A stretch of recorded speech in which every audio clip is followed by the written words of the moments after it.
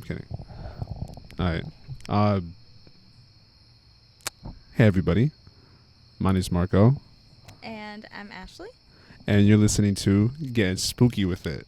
That was my friend's idea. His name is John from work.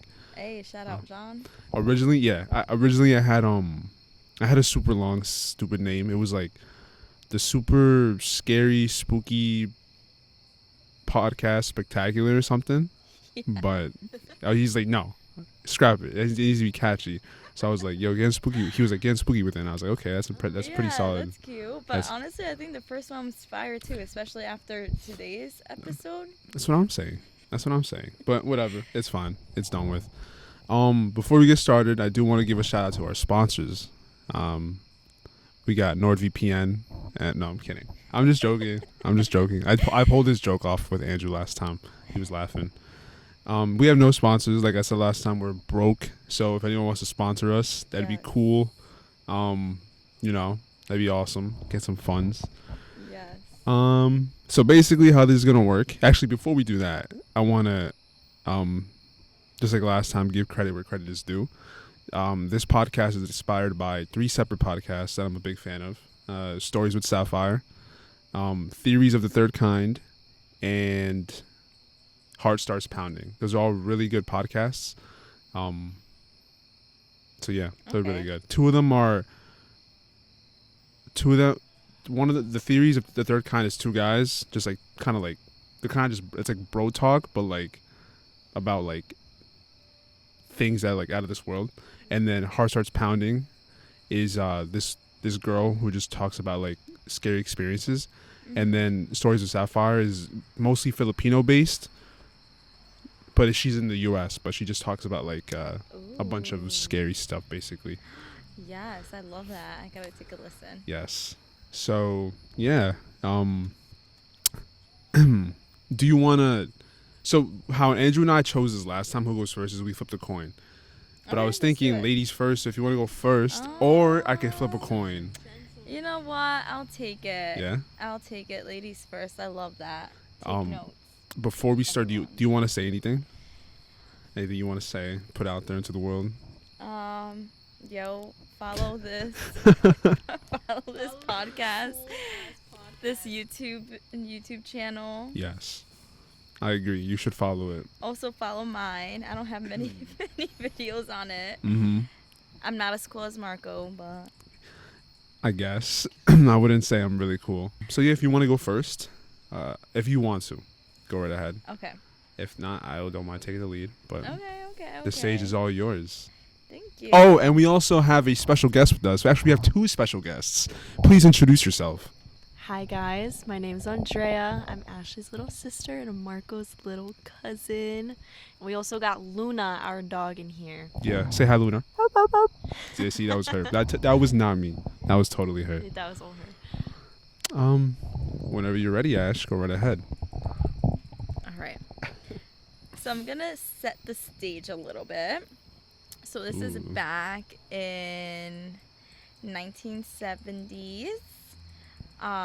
This is based in New York, so if you're in New York, we have some spooky things happening here. Love it. So to kind of set the background, this is a Dutch colonial house that it is in a quiet suburban neighborhood out of Amityville, New York. Address 112 Ocean Avenue. And it is a dreamy home for many, but it does have a dark history. So the house has iconic quarter circle windows in the attic. It's near a river. And so just to kind of paint the picture, nothing good ever happens like near the river. I feel like even in the last podcast, La Llorona, always near a river. So, yes. And there's just a towering presence over the house. So in 1974, the house stands empty, yet it exudes a sense of malevolence. Which one? Malevolence? Yet it seems to exude a sense of malevolence. Malevolence. Yes, nice job. Okay, again. Yeah, it seems to exude a sense of malevolence. Nice. So, the house has witnessed something terrible, and in the towns now there's whispers among the people of the horrors that took place within those walls. So, let's get started. So Ronald DeFeo Sr., a patriarch who ruled over his household, and he's just a strong man, iron fist, and his wife, Louise, she's a Catholic, very devoted to her family. They settle into this house with their 4 children, Dawn, Allison, Mark, and John. So it seemed at first to be a comfortable suburban life, but beneath the surface, so they moved into the house and they had 4 children, well 5, Dawn, Allison, Mark, and John, and they seemed to live a comfortable suburban life. But beneath the surface, there's tensions that is just being heightened, and their oldest son, Ronald DeFeo Jr., he's also known as Butch, was the eldest son. Terrible name. Butch. No offense to any Butches out there. No offense. So he struggled with drug addiction. He was a rebellious child, and he had resentment towards his father. So on the night of November 13th, 1974, 6 members of the DeFeo family were found dead, each shot with a .35 caliber rifle. The victims, Ronald DeFeo Sr., his wife Louise, and the children Dawn, Allison, Mark, and John, were all discovered laying face down in their beds. The only surviving member in the family was the eldest son, Ronald Jr., who initially claimed that he found his family dead after spending the night somewhere else. So that kid, he's the one that had the resentment towards his father? Yes, and he was the one that struggled with drug addiction, and he was very rebellious. So originally he said that he went to work, and when he came back from work, that's when he reported the deaths, and he said that he thought it was like a mafia shooting, or that an intruder came into the house and shot their family. So what baffles many is the eerie precision with which the murders carried out. So despite the rifle's loud shots, no neighbors reported hearing gunfire, and none of the family members showed any signs of waking up or trying to escape, because that's loud. Like, you're in a house and all of a sudden you're hearing gunshots, and it's not like he can do it all within like 1 second of each other, right? He has to, it sounds horrible, but finish in one room and then go to the other. So you would think that there would be some movement or some resistance, but none of that was really found. And they don't have any neighbors? They do, and none of the neighbors said that they heard or had any thoughts that anything happened that night. So yeah, some have speculated that Ronald did not act alone. There are theories that there's possible people that are also involved, but also because of all of this, like the neighbors not hearing it, the children or the family members not waking up and moving, like, people really think that there's something sinister there. Like, there's something like that was really causing it.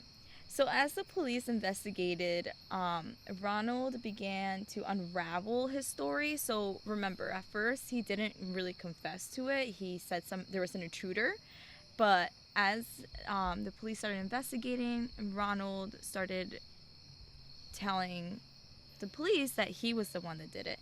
But his own explanation only added mystery to the whole investigation. Mm-hmm. So he confessed that he was high on heroin, and he was stating that there was voices that only he could hear, that he could hear people or like spirits walking through the house. So that's like what he told the police, but every time he told a story there was something different about the story, so there was nothing really concrete. And it's just something about the way that they found the victims too. They were all face down. They were not there was no signs of resistance, so it was just a really, really weird thing for the police to find. And the house seemed to absorb the violence, becoming a silent witness to the horror.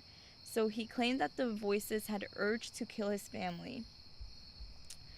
So during the trial, his defense team attempted to argue insanity, suggesting that the voices were a symptom of his troubled and drug-addicted mind.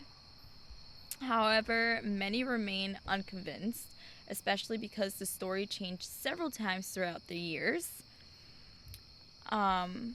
And many actually think that his sister Dawn, and he also claims that his sister Dawn has been involved in the murders and that he killed her in a final act of self-defense.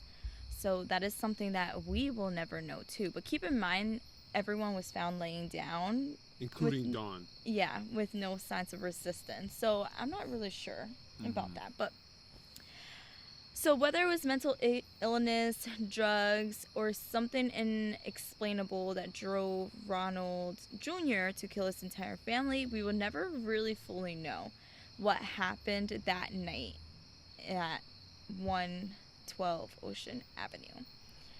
But soon the tragedy would pass over. So a year after the DeFeo murders, George and Kathy Lutz purchased the now infamous house. George ruled over his household with a iron fist as well.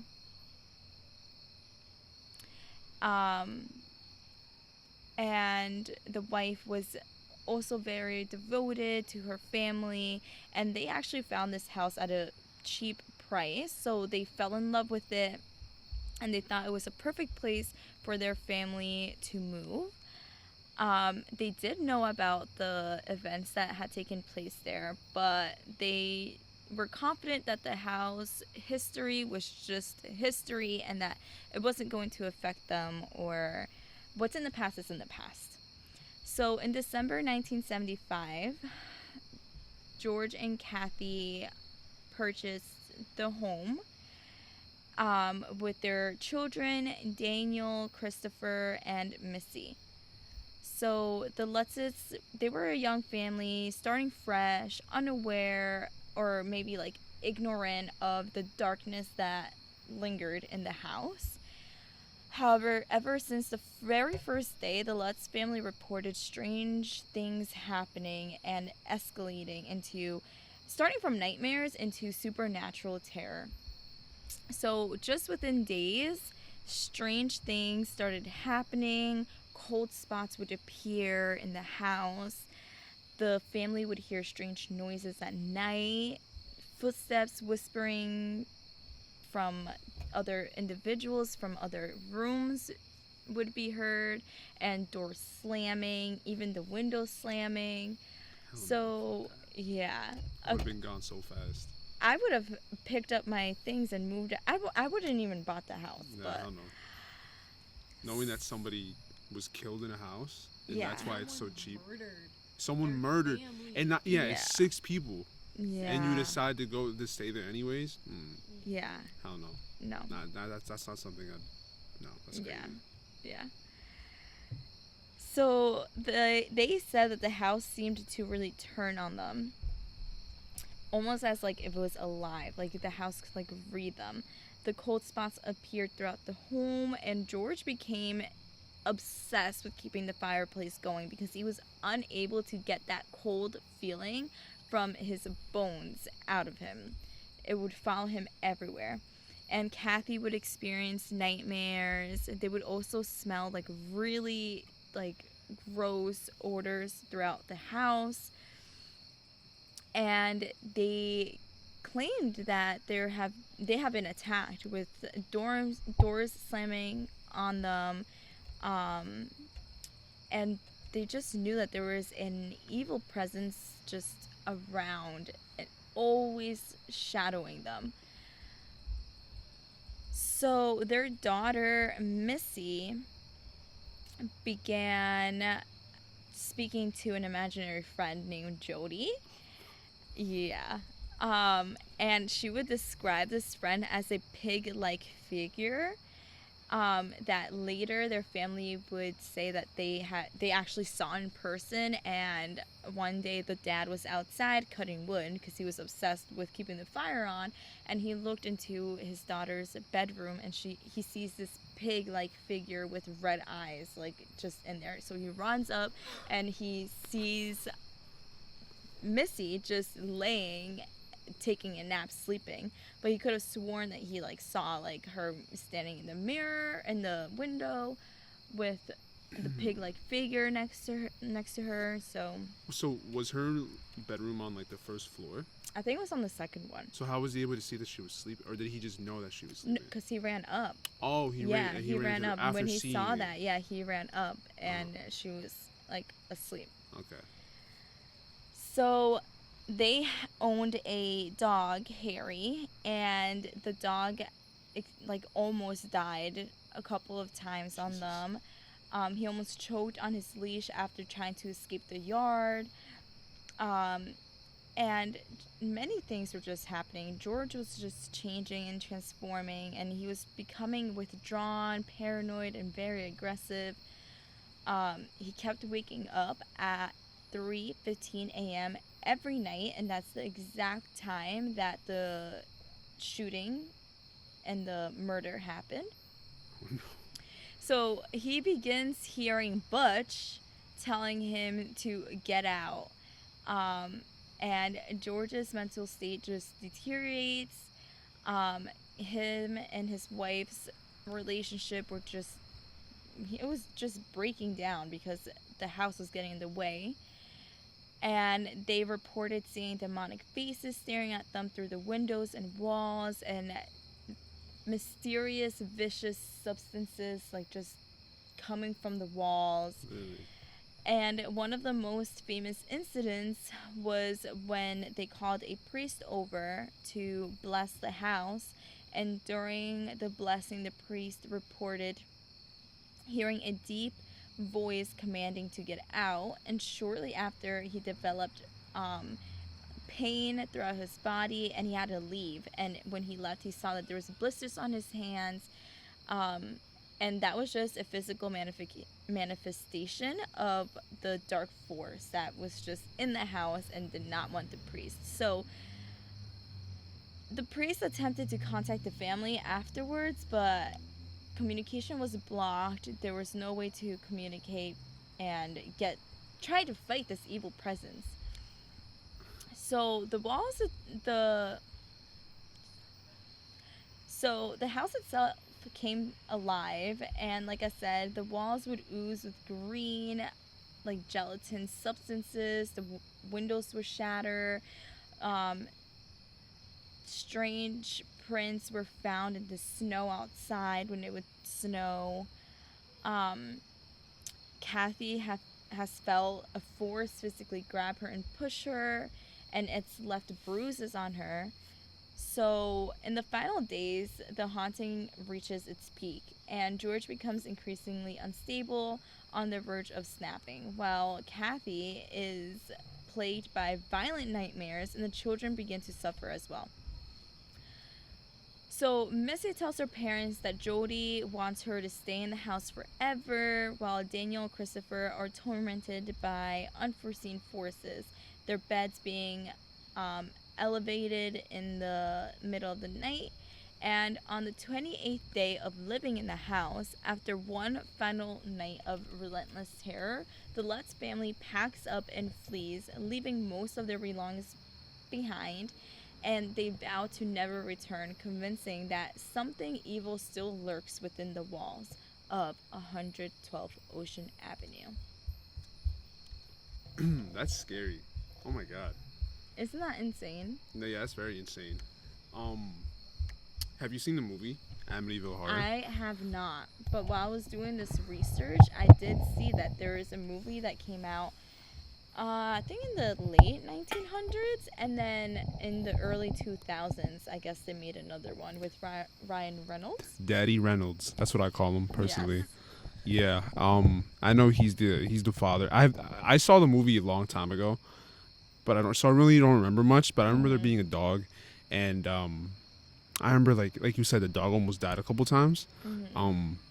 There was a few instances in the movie where, like, if I remember correctly, like they show how that dog, like, almost dies a couple times, and you get to see like when the movie first starts up, it's like they're like house shopping, and they're like, oh, like it's too good to be true, we're buying it. In the movie, I don't think they knew that the house was there's something happened in the house. Mm-hmm. It's slowly they slowly start noticing things, but you get to see like his like the way he changes. He's like this like really loving, like I think they were just boyfriend and girlfriend at the time or something. Okay. But he's like this really loving like guy, and you slowly see him like turn into like this. You see him changing, his personality changing, the way you were saying before. Mm-hmm. It's definitely I don't know why the heck they would buy that house. That's super scary. I mean, I could see if they didn't know about everything that happened, but if I knew about stuff happening, I would not risk it. Yeah. Especially with kids. No, it's definitely that. You have a whole family, even if it's for cheap. Like, nah, Yeah. like, I don't know. You said that they were told why it was so cheap, right? So they moved in. So from the research that I did, yes, they knew about it. So that's the thing with the movies. Like things change a little bit, Mm-hmm. I don't know, but yeah, they knew, and it did say that some of the things in the movies were changed a little bit, but like I think in the movie, from what I saw, like there was flies that attacked the priest. Do you remember that? I don't really remember, to be okay. honest. All right. Just move the mic up a little bit. There you go. I don't remember I don't remember too many of the details, unfortunately. Yeah. So I don't know. Yeah. I don't know. I have to watch it. I don't think I've seen it. Mm-hmm. What was I gonna say? I don't know if this is on Long Island, right? Yes, it is So, in Long Island. I don't know if New York is one of those states where when you buy a house, that I know that there's certain states where when you go to buy a house, you have to state whether it's haunted or not. I don't know if New York is one of them. Maybe it is because of the like them telling them it is. I think it's kind of crazy to sell a house and not like say like you're selling it because you're experiencing these things, to sell the house to like an unsuspecting family and have them like suffer or whatever. Like I think that's kind of crazy. Is that what you're looking up? Yeah. No, New York is not required to jeez. disclose a death in the home God. unless it was violent. Okay, so Okay. like a murder. Yeah. Okay. A peaceful death is not considered a material defect, and it's not required to be disclosed. However, if a buyer asks if there was a death in the home, the seller is required to be honest and disclose the truth. Violent deaths, such as murder or suicide, are considered an event that could stigmatize the property and are required to be disclosed. Mm-hmm. A non-natural death can lower the value of a home by 10 to 25%. That's it? 10 to 25%? You think it'd be more, right? Yeah. Yeah. I'm gonna ask your dad. Alfredo, una pregunta. Si estabas usando, si vas a comprar una casa nueva y descubriste que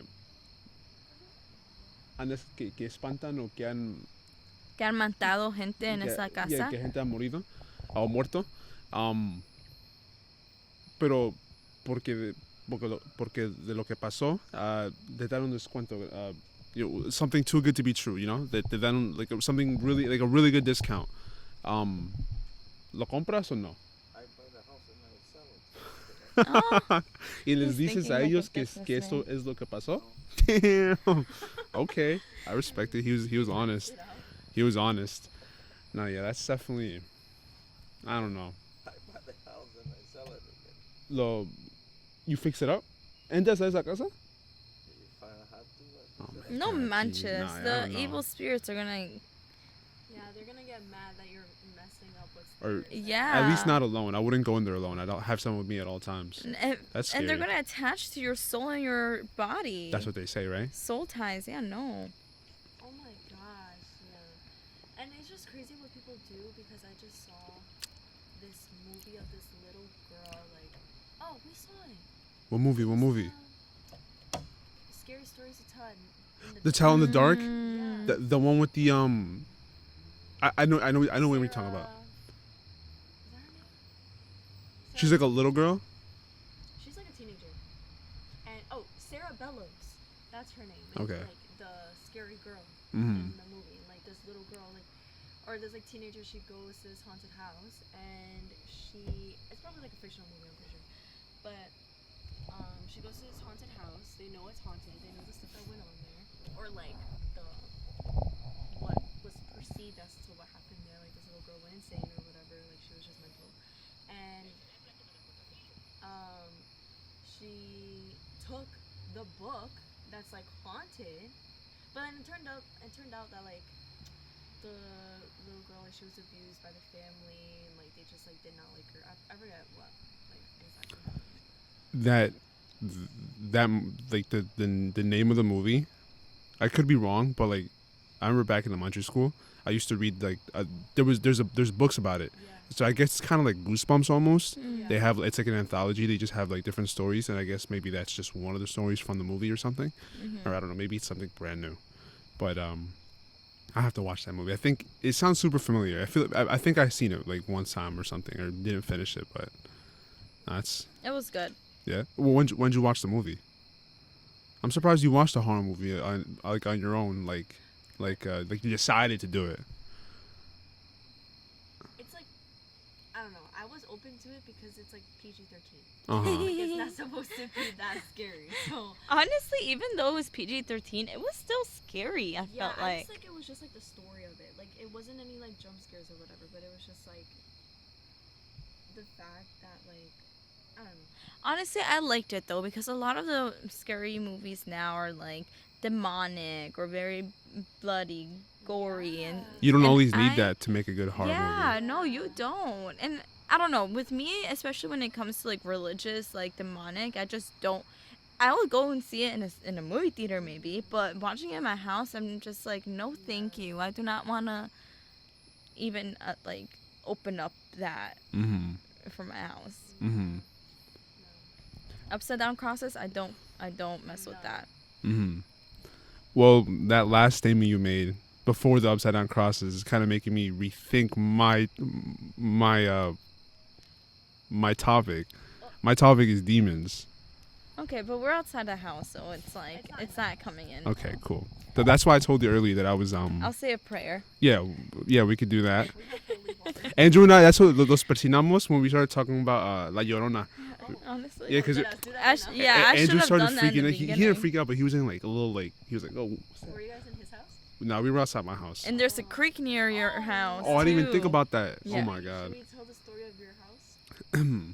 Like in general, go right ahead. So, once upon a time. I don't know. There's just always, everyone in my family always says that Marco's house is haunted. Just because, I don't know, like your house, like at night in the dark, gives such, no offense, That's fine. such a creepy raw. vibe. Yeah, so like everyone says that like if you need to go to the bathroom at night in the dark, go with someone or like make sure someone's up just so like you feel safe and stuff. Like there's this hallway where his bathroom is, and it's like this long hallway that's so dark, and people say that there's like a little girl waiting for you at the end of that hallway, like. I've never seen this little girl. But If Other it's true, people say they we're have chill. yeah, other people say they have seen it. personally never seen it either. Yeah, me Yeah. neither. God. Yeah. But for a Twisted. while, I wasn't really that scared, to be honest, of your house. Mm-hmm. Until recently, I started getting a little bit more scared.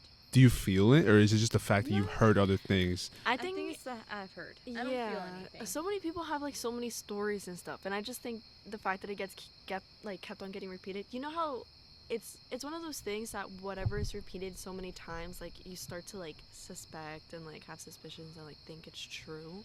Yes, it's funny you mentioned that because at the beginning of your topic, you were mentioning how like you said how like when they bought the house, they were aware of what happened. So I was thinking like there's a term for it, but like say you're gonna go somewhere and you've been told like, oh my god, like there's ghosts and stuff. You're gonna go expecting, Yeah. and that in your mind you could like see things or put things together Yes. that don't actually have any like actual relation. You know that like your brain's just looking for like excuses like Yeah. to like to prove or like to prove like what you heard before, you know. Even subconsciously, like, oh, you don't want to see this stuff, but you heard it, so now you're expecting it, so your brain does it, you know, like kind of to you, like, Yeah. you know what I'm saying. No, I Yeah. feel that. What's it called, my house came up as a topic last time. Yeah. We talked about it just a little bit, but like I said, I've never seen anything like straight up like convincing. The only thing that's ever happened to me is like I get a lot of sleep paralysis. That's basically it. Some people say like that can just be a normal thing or it could be tied to something. I'm not gonna speculate on that, but that's the only that's really happened to me. As far as like actual seeing stuff and hearing stuff, sometimes like I'll get like goosebumps, but I feel like that's normal. Like I feel like the lights are off. Like You freak yourself out. exactly. Yeah. Exactly. So yeah, I've never experienced anything, but there's been people over my house that claim they can feel stuff, and without them even knowing about like previous like, you know who I'm talking about. Like they said that they could feel stuff. I don't want to say their name because I don't have permission to use it. I'll say their name, Shayla. Oh. What's it called? I'll mute that out. Nah. But like she claimed that she found stuff, and that was before, to my knowledge, before she even knew of like the suspected things that have happened there before. So I was like, interesting. Actually, this reminds me. Oh, were you gonna say something? Yeah, I just had a quick question. How do you sleep? Do I'm you up. sleep on your back? I usually sleep on my bed with my eyes closed, Oh my and God. I sleep on my back. And do you usually sleep with your hands on your chest?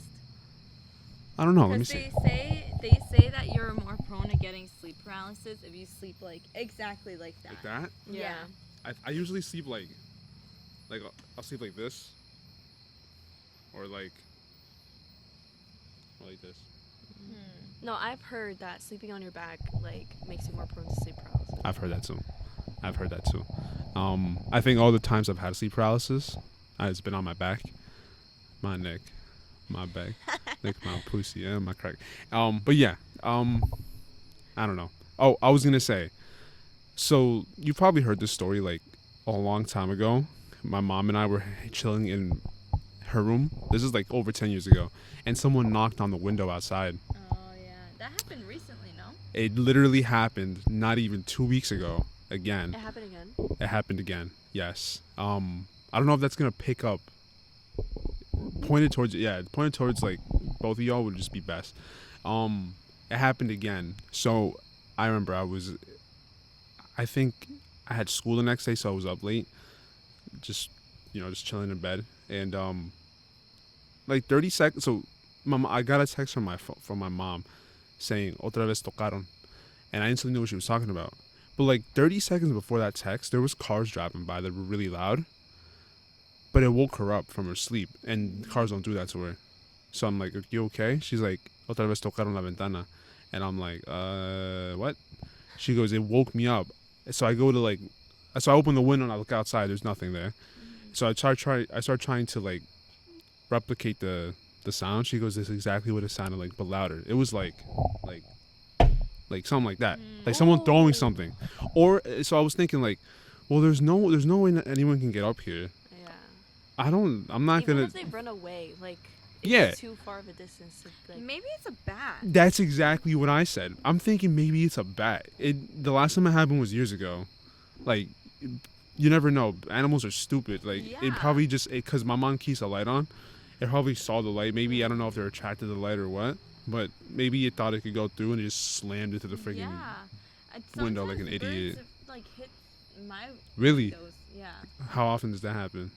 On it, like maybe like twice a summer. Yeah. Really? times But a also summer. Okay. because on our porch we have like nests and stuff. Like Yeah. there's a lot of birds around our house. Yeah. Oh, I didn't know that. Like, these trees are, like, actually on your house. No, No, like no, sometimes they'll do a nest like in that shelf Yeah. up there. They're And not then paying rent? In the Wow. in the porch they'll build nests too. Oh, I didn't so know I feel that. like there's just a lot of birds everywhere. Mm-hmm. Wow. I didn't know that. Mm-hmm. I'm hoping that's what it is, Yeah. but we'll That's what see. it is. Only time will tell. Yeah. Nah, it's nothing. I guess I'll start mine. Alright, let's hear it. Okay. All right, so my topic is demons. No mentions, Ooh, demons. Okay, so let's see. What is a demon? Class? Anybody? Okay, fine. It is like the opposite of a saint. I guess. So I have a demon is a malevolent supernatural entity. I'm gonna speak more on the Christian side of demons, so like Catholicism and all that. There's a lot of different types of demons in like Yes. Hinduism and Judaism and all that. But it was a lot, Yeah. so I'm like, let me do You it to know the side. what we should talk about one day? Also witchcraft, because there's a bunch of different witchcraft Yeah. too. Yeah, there's a lot of it. When Andrew was So talking about it, he interesting. was leaning more into the Haitian side of it, I believe. But Mm. there's a whole bunch of it throughout the Yeah. world.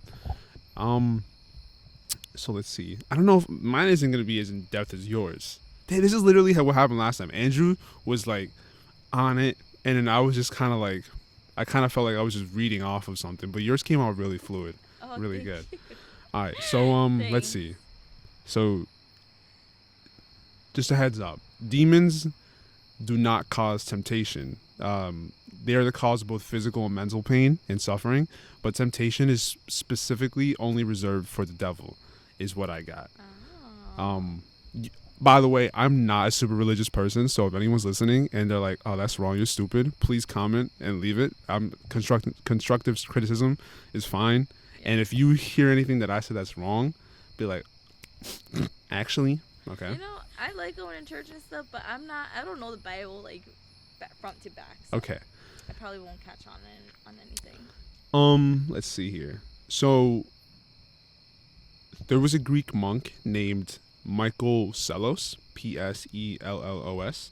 So he proposed the existence of several types of demons, they're all influenced by the region that they reside in. So those regions, there's 6 of them. There's 6 regions. I'm gonna butcher these names. I should have looked up how to say these names. So the first region, the highest, is Leliouria, which is the highest demons who inhabit the ether and beyond the moon. That's where they reside. The second highest. This is going from top to bottom. So the second one is Aria. So those demons reside in the air and below the moon. There is a third hierarchy or tier or area that they reside in called Sithonia, which is Earth, basically the land. Okay. So I guess that's where we are. There's a fourth one called Hyria / Enalia, which is dwelling in the water, so oceans and stuff. There is a fifth one called the Bipoctobonia, which is beneath the earth and beneath the crust. And lastly is the Mysoface, which is the lowest type of demon. They're blind and almost senseless, and they're in the lowest pits of hell. So that was kind of like the Greek view, which is something that I thought was really interesting. So I'm gonna work my way back towards the Christian side of it. So in most works around the world, demons fall into one of 7 ranks. This is separate from what I just stated, the 6 like tiers. Oh, okay. So there's kings, princes, there's dukes, there's also marquises, counts, knights, and presidents.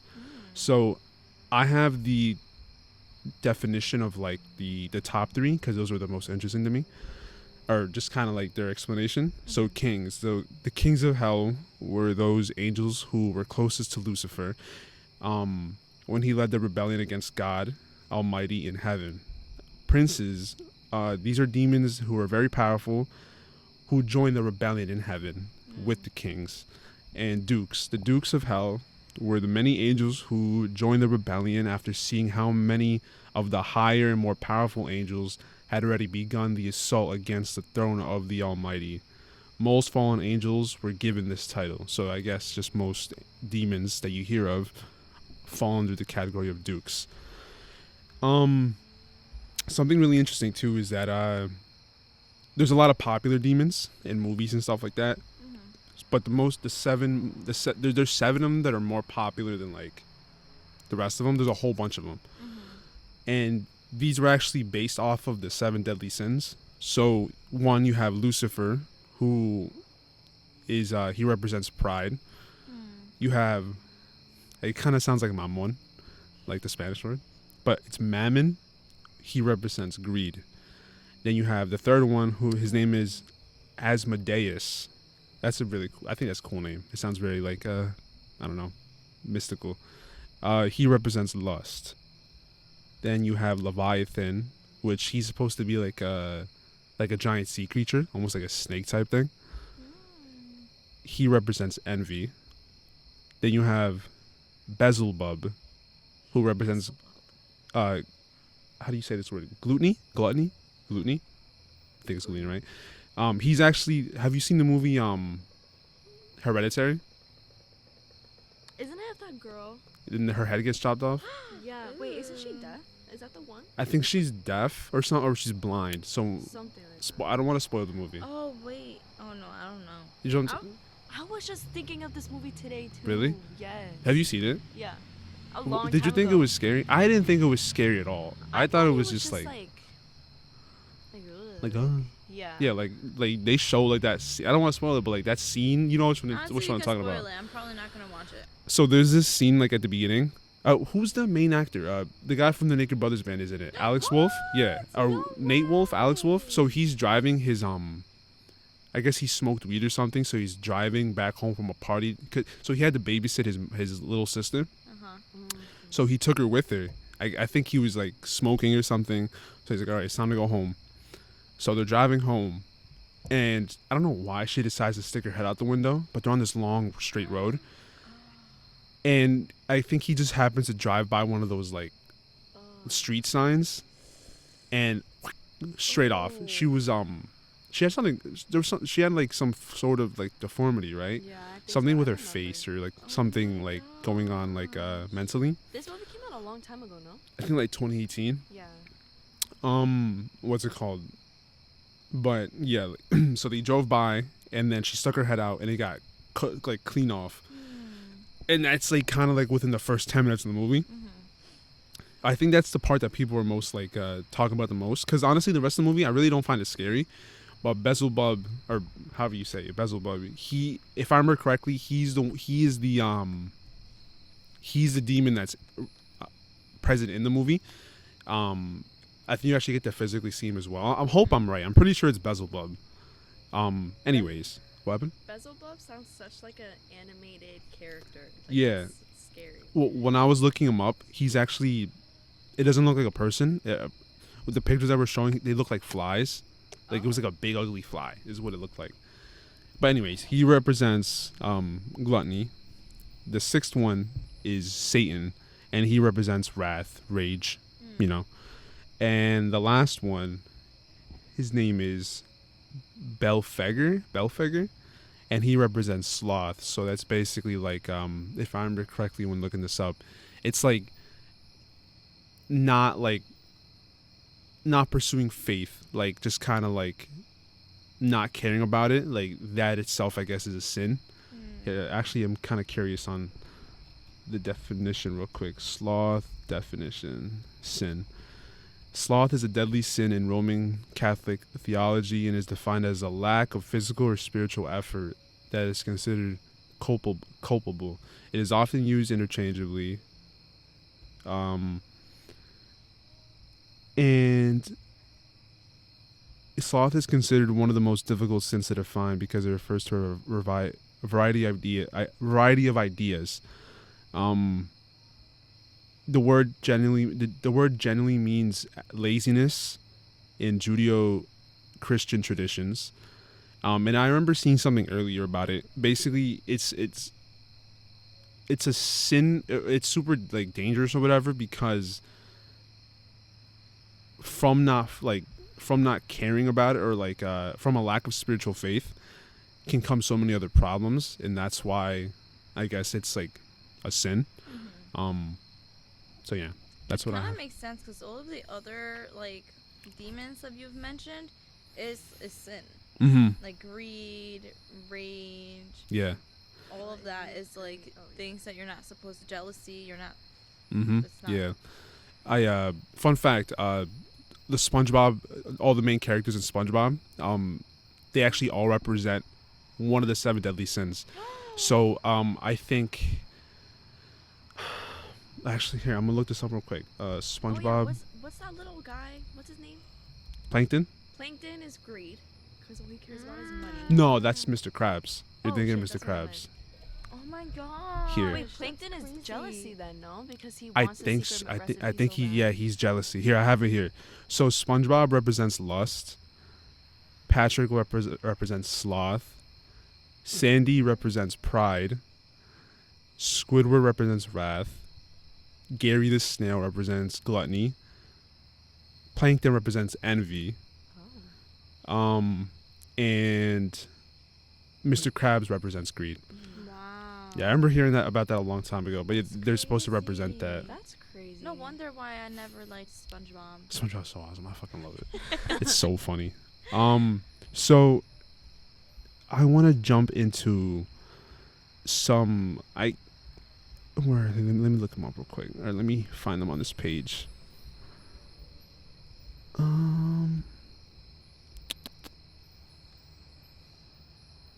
We should have done a bonfire. Oh, that would have been cool, right? That would have been nice. Bonfire stories. Yes. Campfire stories. Oh, actually, I kind of want to read this. So, coming from a scientific view, I'm gonna just read straight from this page. Demonic possession is not a psychiatric or medical diagnosis that's recognized by like any like official like medical or governing bodies. Those who profess a belief in demonic possession have sometimes ascribed to possess symptoms associated with physical or mental illnesses. So I remember I was listening to a podcast, Theories of the Third Kind, actually. They had their own demon episode like a long time ago. They were talking about this, how like it's not officially recognized, that you can't just like I think there's been one instance in court where demonic possession has been used as like an excuse or something, like it's because he's mentally ill, or like that's because of demonic possession. But generally, it's not recognized. It's not like you can't use it as defense. So most of the time they'll rule it as a mental illness Yes. rather than Yeah. demonic. Okay. Exactly. So the people who profess a belief in it, or that they're suffering from it, they usually suffer from like hysteria, mania, psychosis, Tourette's, epilepsy, schizophrenia, and dissociative identity disorder. Let's see. Here, I want to jump into. Here we go. So I'm gonna read 2 notable exorcisms in history. Let's see. Did the lights just turn on and off? And just Oh, turn shit. it on. They're on a timer, so. There was one. Oh, here we go. So this one took place in 1949. So a boy identified as Robbie Manham. he was actually the inspiration for the movie The Exorcist. Still have never seen the movie. As much as I love horror movies, that's like the one that I refuse to watch. Really? Yeah. I'd be definitely down to watch. I think we tried watching it here one time.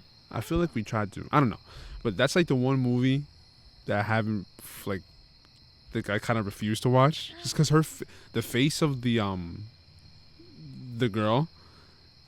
Just since I was a little kid, it's giving me creeps. Like I don't like the face at all. Wow. So Robbie Mannheim was the subject of an exorcism in 1949, which, like I said, became the inspiration for the movie The Exorcist, which was written by William Peter Blatty. So he heard about the case while he was a student at Georgetown University in 1950. So Robbie was taken into the care of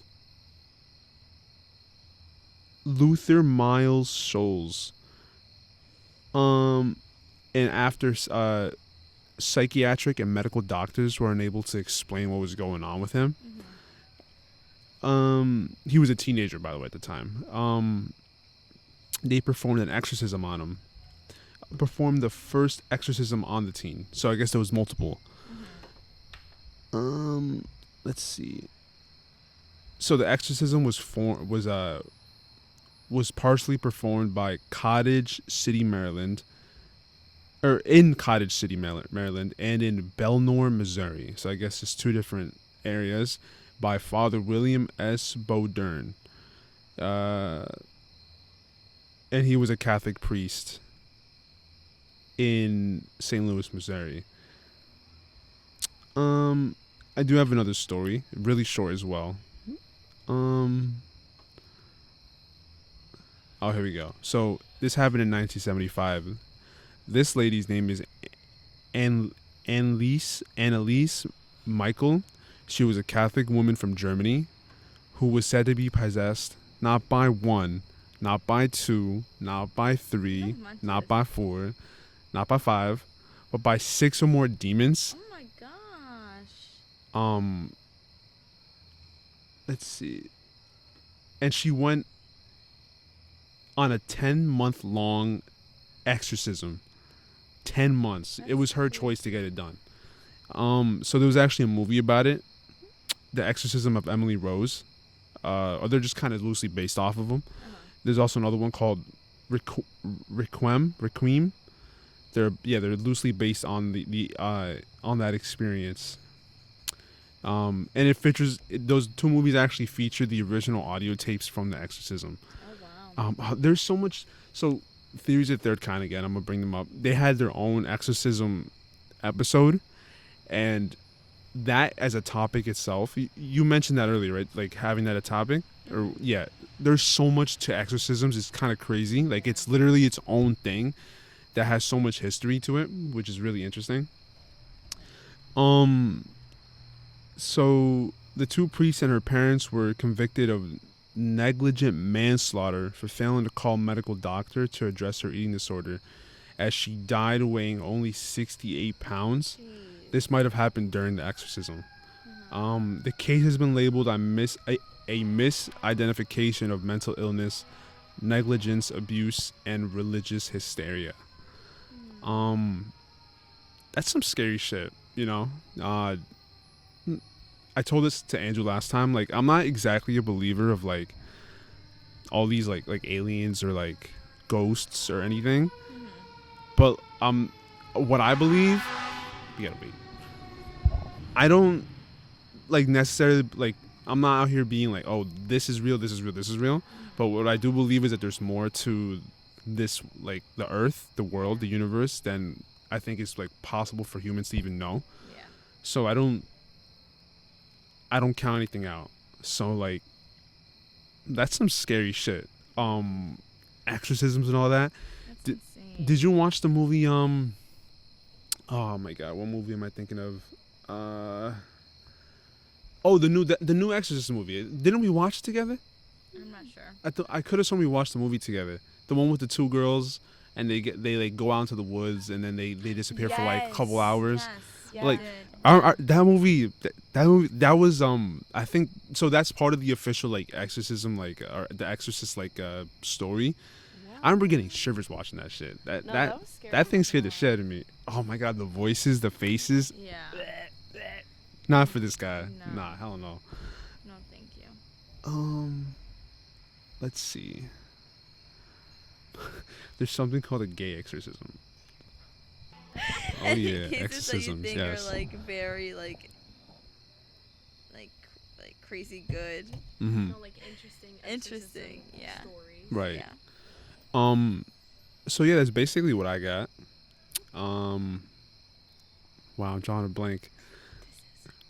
This is the research I did for demons and on exorcists. There's a lot more I would like to learn though. If anyone that's watching has any, I don't know, if you've been exorcismed, I have never before, been exorcism. let me know. You know, I've any never had an exorcism done. hosts that are watching, leave a comment.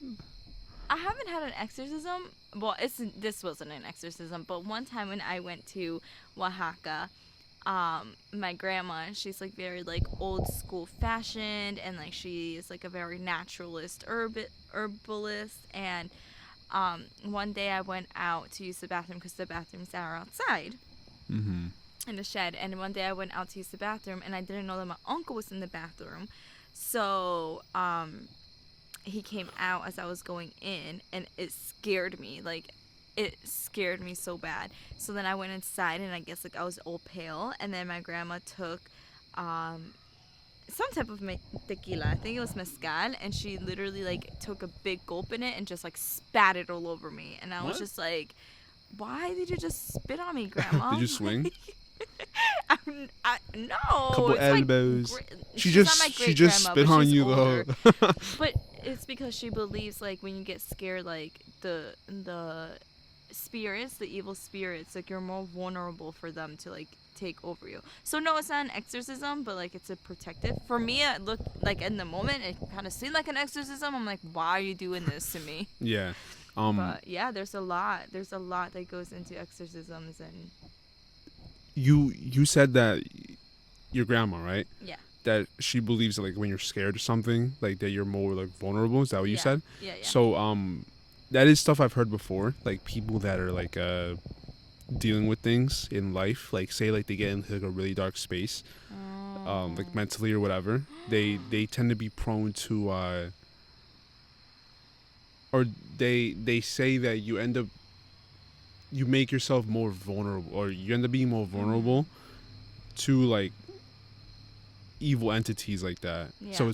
it's really interesting that she said that, because I've Yeah. heard that before too. Yeah. Like you see things or you hear things or whatever. Very interesting point to bring up. Yeah.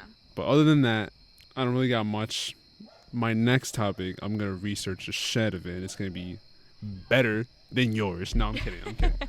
No, it was good. It was interesting. And like you said, there's just so much that goes into it. I feel like there's like different religions that, or like There's so cultures too. Like this was, I think it was a good introduction. I like how you explain like the different categories of each one. And I didn't even know that there was different demons or like negative spirits and like different levels of like around us everywhere.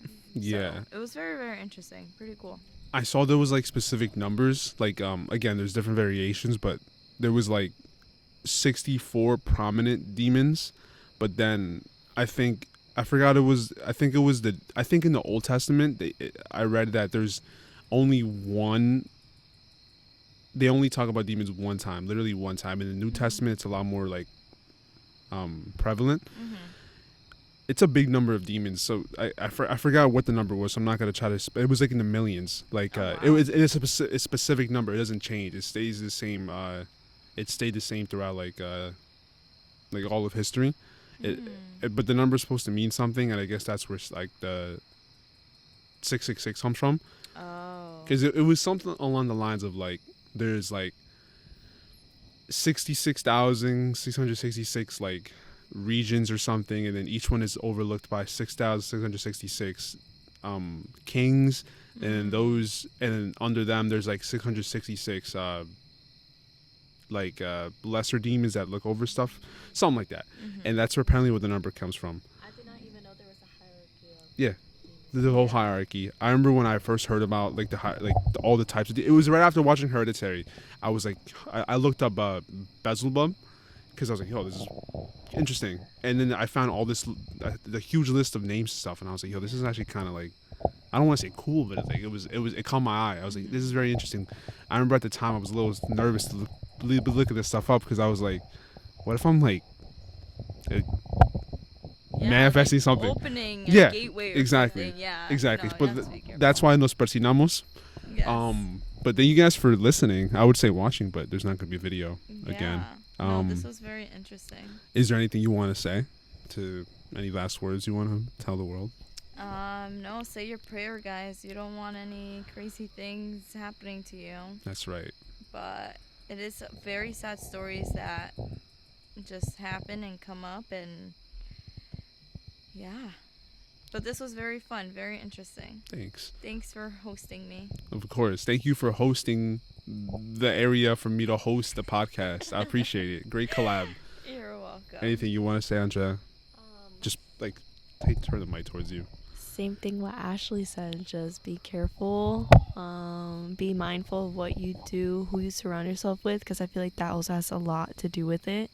I feel like a lot of people, there's many different people who have many different energies to them, and you need to be careful with that. So surround yourself with your people that you know are good for you, good vibes, good circles. Love that. Say your prayers, whatever you believe in. Keep your healing powers next to you, you know. And just don't get into that shit, because It's fine, you can curse. I don't give a fuck. Go ahead, curse. Don't get into that, because I know they're just movies or whatever, but you see them, like, once you get into it, it's very hard to get out. So yeah. Yeah. Sweet. But thanks for having us, Marco. Of course. We loved being on here. Appreciate that. Thanks, everyone. Yeah, thank you for listening. If you enjoyed even for just a little bit, if we were able to distract you from whatever's going on in your life, if you enjoyed this podcast even for a little bit, we did our job correctly. So thank you guys for listening. Thank you, all 5 of you. And we'll see you in the next podcast with a new special guest. The President of the United States. No, I'm kidding. Yeah, I'll see you guys next time. Bye. Thanks, Manscaped, for our sponsor. No, I'm kidding. Thanks, Dick Sporting Goods. Bye.